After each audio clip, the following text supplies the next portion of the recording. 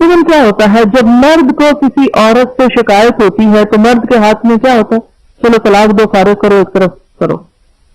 مرد کے لیے آئندہ معاشی مسائل اتنے نہیں ہوتے، اپنی حفاظت کا اتنا مسئلہ نہیں ہوتا. وہ عورت کو الگ پھینک کر اکیلے بھی زندگی بسر کر سکتا ہے.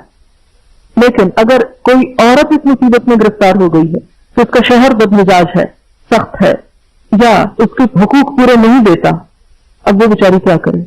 اسلام نے یہ نہیں سکھایا کہ وہ اس سے طلاق لے لے.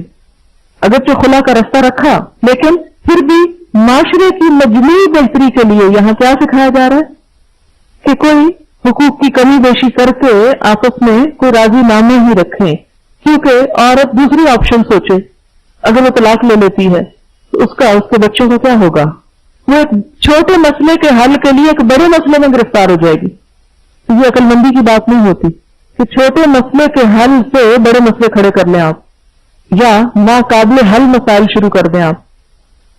آپ دیکھیں کہ بعض اوقات ہمیں کسی سے چھوٹی سی تکلیف پہنچتی ہے، ہم کیا کرتے ہیں؟ اسے گالی دے ڈالتے ہیں. کیا ہوتا ہے؟ وہ دوسرا دو دیتا ہے، آپ اسے ایک لگاتے ہیں، وہ دو مارتا ہے آپ کو، اور نتیجہ کہاں جا پہنچتا ہے؟ تو بہتر نہیں تھا وہ جو پہلے چھوٹی سی بات ہی کڑوا گھونٹ پی جاتے، صبر کر لیتے. اللہ صبر کرنے والوں سے محبت رکھتا ہے. کسی سے چھوٹی سی تکلیف پہنچی، آپ نے غصے میں بڑا شدید ری ایکشن ظاہر کیا، اب جب آپ اس کو دیکھتے ہیں تو پریشان ہوتے ہیں، شرمندہ ہوتے ہیں، دل میں کڑتے رہتے ہیں، ایک ماحول پلوٹ ہو گیا. کیا پایا آپ نے؟ لیکن اگر آپ اس موقع پہ ضبط کر جاتے، صبر کر جاتے، نتیجہ کیا نکلتا کہ وہ شخص جس نے آپ پہ زیادتی کی وہ بھی شرمندہ ہوتا، اور شاید وہ خود معافی مانگ لیتا کہ میرا قصور تھا، میری زیادتی تھی. لیکن عموماً ہم ایسے مواقع پر کیا کرتے ہیں؟ جواباً شدید ری ایکشن ظاہر کرتے ہیں. وہ وقتی طور پر تو شدید ری ایکشن ہم نے کر لیا، پایا کیا؟ انسان دیکھے حاصل کیا ہوا؟ ہم پاتے نہیں، پھر کھو دیتے. تو ایسی تمام خواتین جو اپنے شوہروں کے ہاتھوں تنگ ہوں، ان کا یہ حل بتایا جا رہا ہے کہ وہ تھوڑے سے صبر سے کام لے لیں، تھوڑے سے اپنے حقوق کو جانے دیں. اللہ دیکھ رہا ہے، اللہ اس کا بدلہ ضرور دے گا. اس کا حل صرف یہ نہیں کہ آپ گھر چھوڑ کے بھاگ جائیں یا جواباً شوہر کو پیٹنے لگیں. وہ تو گھر نہ ہو جائے گا، کشتی خانہ ہو جائے گا، ایک دنگل ہو جائے گا.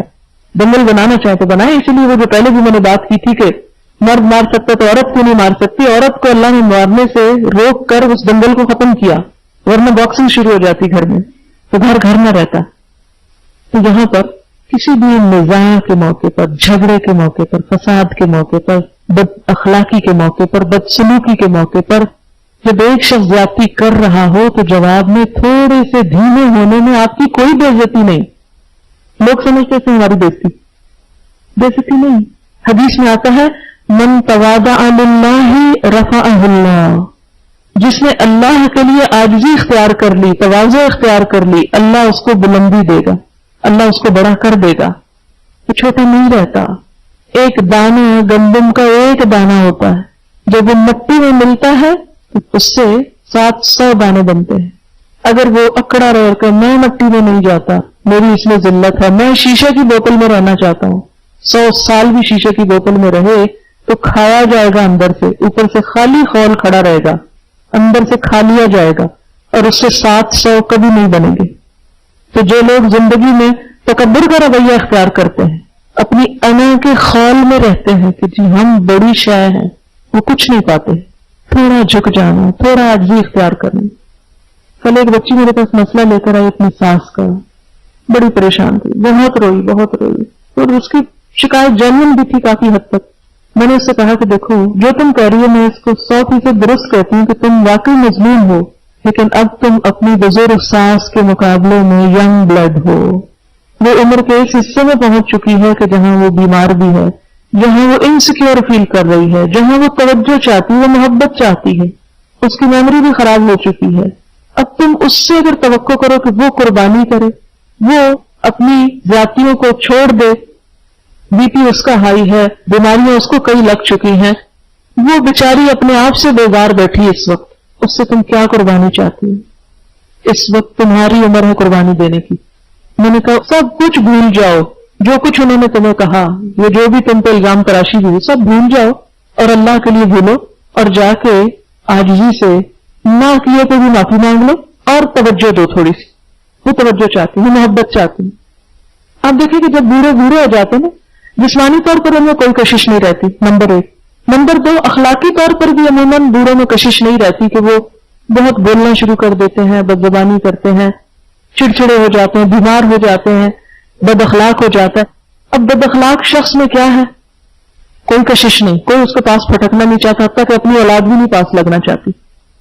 وہ بیچارہ اپنے لیے خود ایک جہنم تیار کر چکا ہے، لیکن وہ مجبور ہے، کمزور ہے، اب اسے ہیلپ کرنا ہے، اسے نکالنا ہے اس سے باہر۔ تو ترس کرو اس بوڑھے انسان پہ جو اس کنڈیشن کو پہنچ چکا ہے، اسے اپنے مقابلے پہ لا کے مت سوچو، اپنی ریزننگ، اپنا انٹلیکٹ اور اپنی عقل مندی اور اپنی ہوشیاری اس پہ مت پرکھو، مت کمپیئر کرو تم عمر کے کسی اور حصے میں اور وہ کسی اور حصے میں ہے۔ میں نے کہا اس کے اندر اب کوئی اٹریکشن نہیں، نہ جسمانی، اس عورت میں پھر شوہر کی وجہ سے بھی عورت انسیکیور فیل کرتی، جب میرے اندر جسمانی اٹریکشن نہیں رہی، شوہر مجھ سے بے نیازی کر رہا ہے، میرے اندر وہ اخلاق یا وہ اسٹیمنا نہیں رہا، میں بیمار ہوں، مجھے توجہ نہیں دی جا رہی، وہ ایسی نفسیاتی مریض ہو جاتی ہے اس عمر میں پہنچ کر کہ اس کا اور کہیں بس نہیں چلتا، تو وہی بیچاری جو گھر میں نظر آتی ہے اسی کے اوپر ہی سارا وار شروع کر دیتی۔ اب کیا کرنا ہے؟ اب کسی کو تو ہمت کرنا ہے نا ایک بیمار انسان سے نبٹنے کے لیے، جو نفسیاتی بیمار بھی ہے، جسمانی بیمار بھی ہے۔ آپ خدا کی خاطر اس شخص کے ساتھ حسن سلوک کریں، صرف اللہ کی خاطر، یک طرفہ دل جیتیں اس کا، اسے محبت دیں۔ ساس کے ساتھ معاملہ کرنے کا واحد طریقہ اس کو توجہ دینا، یہ دیکھنا کہ یہ توجہ چاہتے ہیں، آپ توجہ دیں گے، آپ محبت دیں گے، اور ڈانٹ کھا کے بھی محبت دے دیں گے تو آپ کا کچھ نہیں جائے گا، گھر کا ماحول ٹھیک ہو جائے گا۔ اور جب آپ کھینچا تانی شروع کرتے ہیں، اس نے ایسا کیوں کہا، فلاں موقع پہ ایسا کہا، فلاں جگہ میری یوں بےزتی کر دی، فلانی جگہ یوں بول پڑ، معذور سمجھیں اس کو اور بھلا دیں، ورنہ اس کشمکش کا کچھ نتیجہ نہیں، نتیجہ یہ کہ آپ بھی نفسیاتی پاگل ہو جائیں گے۔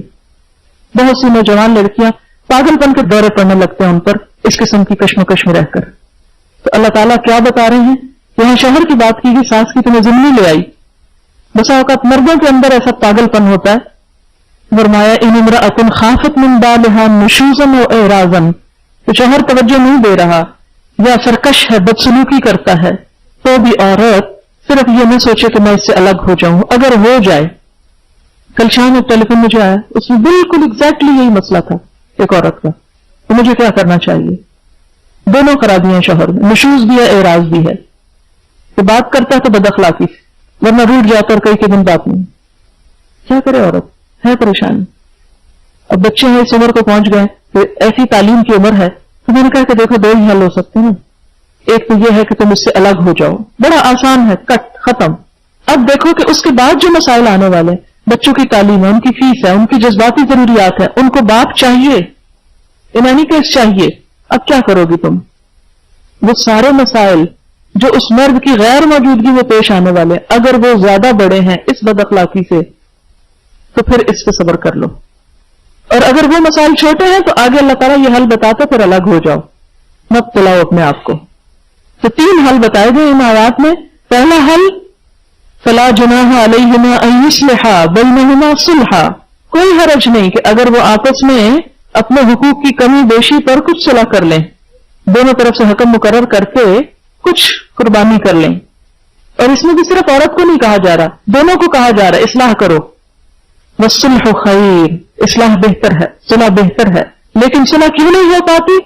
واحضرت الانفس الشح، نفس بخیلی کی طرف زیادہ مائل ہوتے ہیں، خود غرضی۔ شح بخل کی ایک قسم ہے، اور یہ ذرا شدید ہے، خود غرضی کے معنی میں یہاں ہے، ایسا بخل جس میں حرص ہو اور عادت بھی بن گیا ہو۔ ہمیشہ آپ دیکھیں گے کہ 2 لوگوں میں اختلاف کی وجہ حرص ہوتی ہے، حرص۔ ایک شخص دوسرے شخص کا لحاظ کیے بغیر صرف اپنا مطالبہ پورا کرنا چاہتا ہے، اپنی ضرورت پوری کرنا چاہتا ہے، اپنا فائدہ چاہتا ہے، اور اس ذہنیت سے ایک شخص دوسرے سے غیر مطمئن ہو جاتا ہے۔ تو صحیح مزاج کیا ہے؟ حل کیا ہے کہ دونوں فریق ایک دوسرے کی معذوری کو سمجھے اور رعایت کریں، دوسرے کو معذور سمجھیں اور معاف کر دیں، کوئی بات نہیں۔ جب پتہ ہے کہ میاں میں یہ کمزوری ہے تو اس کی کمزوری کو، آپ دیکھیں کہ بعض لوگ جسمانی طور پر ہینڈی کیپ ہوتے ہیں، بینائی نہیں، دیکھتے نہیں، اندھا ہے، بازو ٹوٹ گیا، پاؤں لنگڑا ہے، کوئی اور خرابی ہے، تو انسان ان کے ساتھ بھی تو نبھا کر لیتا ہے نا۔ تو کچھ لوگوں کے اندر جسمانی نہیں نفسیاتی ہینڈی کیپ ہوتا ہے اور اس کے پیچھے کی لمبی ہسٹری ہوتی ہے، بچپن کی محرومیاں ہوتی ہیں، کوئی ظلم و تشدد ہوتا ہے، وہ لاشعور میں دبتا گھٹتا رہتا ہے اور پھر شادی کے بعد بیوی پہ نکلنے کا موقع مل جاتا ہے اس کو۔ بعض بچوں کو ماں سے اٹینشن نہیں ملتی، وہ بیوی سے دگنی اٹینشن چاہتے ہیں، ماں والی بھی چاہتے ہیں اور بیوی والی بھی چاہتے ہیں۔ بیوی بیچاری کیا کرے، اپنے بچوں کو اٹینشن دے یا میاں جو بچہ بنا ہوا اس کو اٹینشن دے، پھنس جاتی ہے بیچاری۔